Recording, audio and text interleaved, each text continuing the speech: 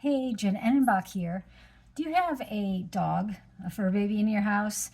Maybe it's your pet, maybe it's a hunting dog, maybe it's a breeder, or maybe it's a livestock herder. Who knows?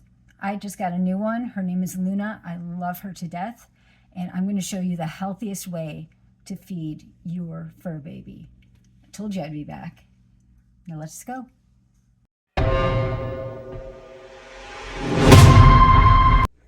So from here on out, this right here is your new best friend. And this is my new best friend, Luna. She is a 3-year-old Tring Tennessee brindle, and she rescued us a little over a month ago. Okay, first things first, do not judge my kitchen. It's a little messy right now, but that's because I make everyone put their own stuff away, and not everybody is home yet.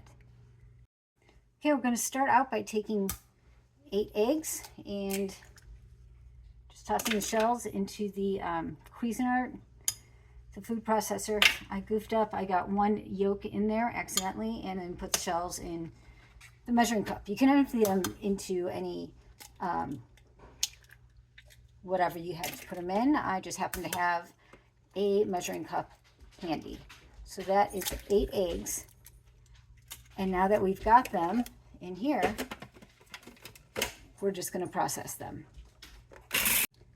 You're going to want to process them down as fine as you can so your dog isn't getting crunches of eggshell in everything they eat. The point of the shells is the calcium. Usually I use bone, but I wasn't able to get chicken necks, so this is the next best option. All right, looks like we're good to go on that one. Let's move on over to the cutting boards. Next, we're going to move on to some vegetables. I rinsed them, and otherwise I'm leaving them as is. I'm just cutting them into smaller pieces that can process easier. Yes, you can leave the stems on the carrots because there are nutrients in there too. So my birthday hit, and I needed some canine therapy after losing Harley in August. And I promised my husband I wouldn't bring a dog home. My son went with me. And first they brought in this boxer that was absolutely insane. Okay, carrots are done. Let's go and move on to some celery. Chop that up just so it processes. It's easier to get through the processor that way.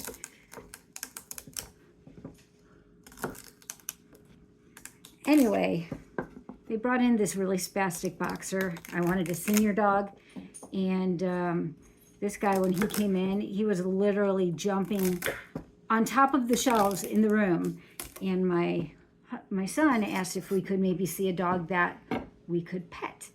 So the woman brought in Luna, and the second my son's eyes and her eyes met, it was done. It was a done deal. But I did not bring her home like I promised. Next thing we're going to do is we're going to take those eggshells, which also had egg whites in them, so it's nice and foamy, and we're actually going to put it into the mixing bowl that we're going to use to get everything else together. Luna is right now laying down on my left foot because she knows I'm making her food, and she knows that this is the closest she's going to get to it right now. But I decided to go raw food with her. Just because I can. It's cheaper. It's best how to know this for when things go sideways and you need to feed your dogs food. And it's better to get them used to a raw diet because dog food, the stuff you buy in the store, is going to wear out. And this is also better for their digestion anyway. We're going to take the broccoli.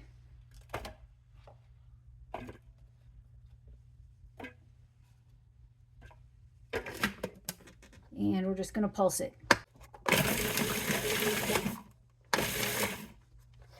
Should be about good enough right there. Broccoli is complete. So we are going to dump it into the bowl. You got it right. Also, if I didn't mention, you do want to use the blade at the bottom of the food processor instead of running the top shredder. And away we go with the celery.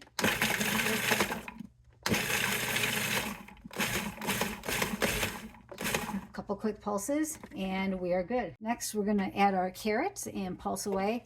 By the way, it always works better if you remember to put the blade back in. So here we go with the carrots and just give it a couple quick pulses.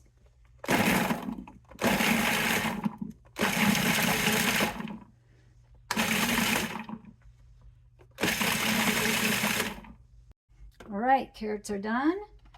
So we are going to go in with that. Put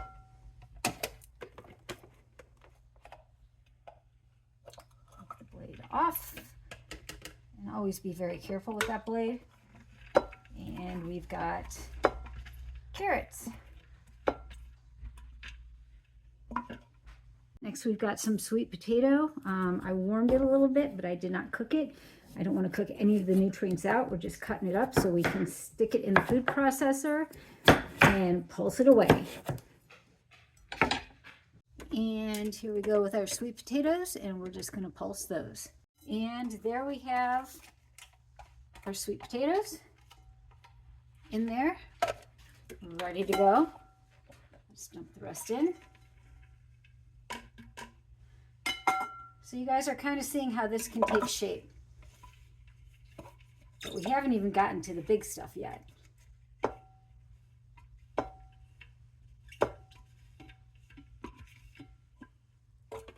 Have to use peas for this.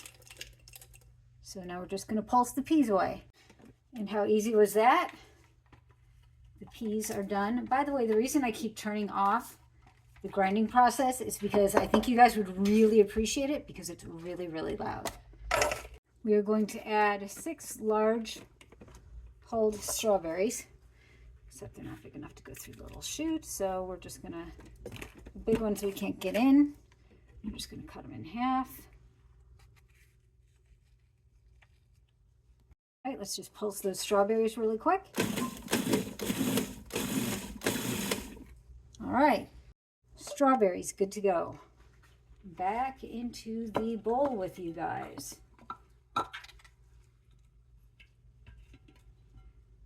We're going to add in some rinsed blueberries. Awesome antioxidants. Pulse away on those blueberries. And we're good. Blueberries, good to go.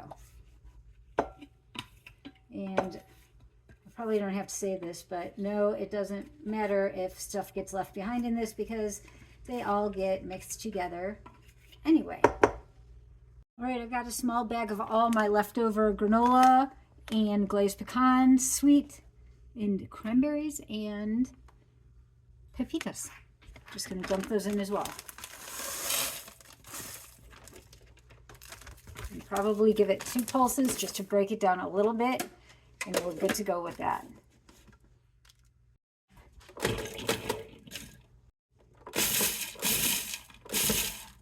So at the moment, this is what we have going on with all of our fruits and vegetables. Okay, so this is the ew nasty part for me. See, she's right here at the table. She knows exactly what I'm doing.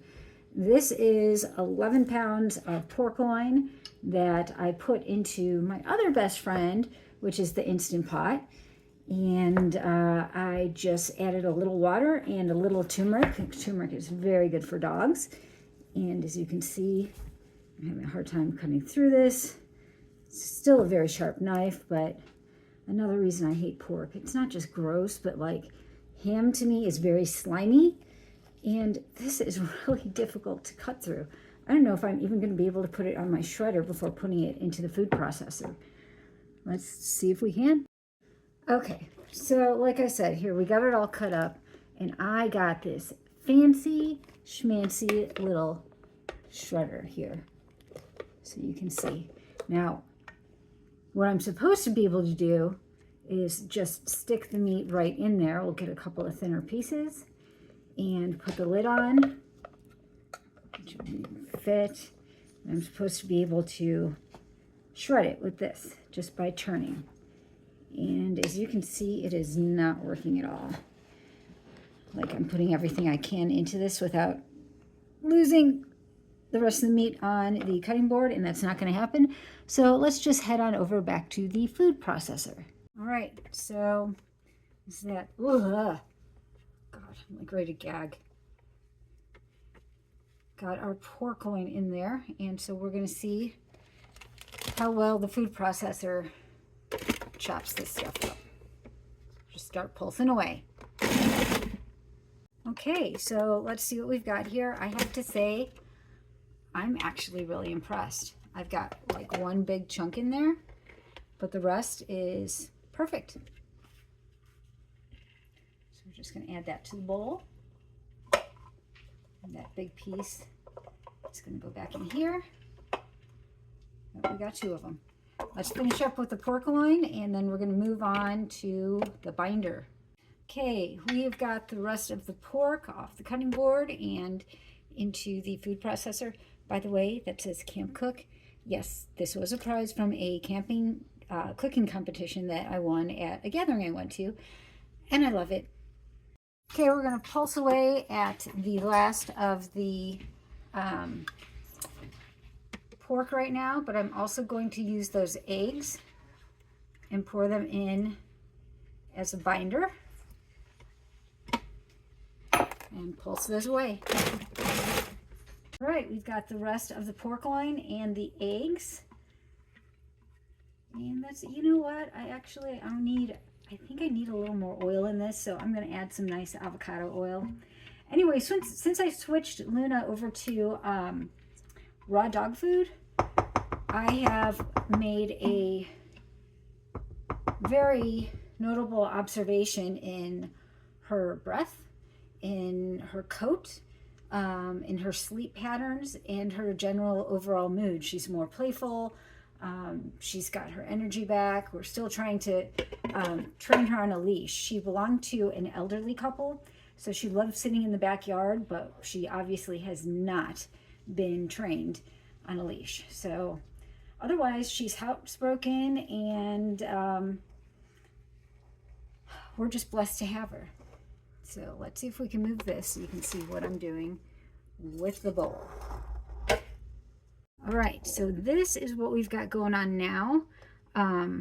Everything is in the bowl and ready to get mixed, but I do not think that the eggs provided enough binder, so I'm going to add some avocado oil. Love avocado oil. It is so good. It is so healthy. It's an excellent fruit. And since I didn't add an apple this time, I am going to try to get at least half a cup in here. And we'll see how far that goes once we start mixing everything. All right. Wish me luck. All right, this is the consistency we have right now, and I'm not 100% happy with it, so we're going to add a little more oil, mix it up a little further, and let's see where that gets us. All right, that extra half cup was perfect. Now we go to portioning, except Luna is right there, so I'm going to feed her dinner so she leaves me alone while I'm portioning her food out for her. So this knucklehead just gets 1 full cup of food twice a day. Once for breakfast, once for dinner. She's not a hobbit. She doesn't get a second breakfast, although she has really big puppy dog eyes, so it's not to say I don't spoil her with treats. All right, here's our 1 cup, and here we go. All right, so here's her 1 cup. Come along, Luna. And here's her little doggy bowl. She has got her 1 cup of dinner, and here she goes. That she loved the food. Now, do not forget to wash out the food bowl after every meal. We don't want bacteria growing in there, and clean out the water bowl while you're at it. Always make sure they have plenty of water to stay hydrated. Of dog food. Oh. You now know how to make raw dog food for your pups. Whether they be hunting dogs, herding dogs, lap dogs, whatever they are, you know how to make something that is healthy, that you do not need to worry about. If you have any questions, drop them in the comments. I tried to answer every single comment that is made. I always have. You guys know I always do, and I always will. So thanks for joining me, and we'll see you next time on the next episode of Bushcraft Diva. In the meantime, please like, subscribe, hit that notification bell so you don't miss a single video that I put out there.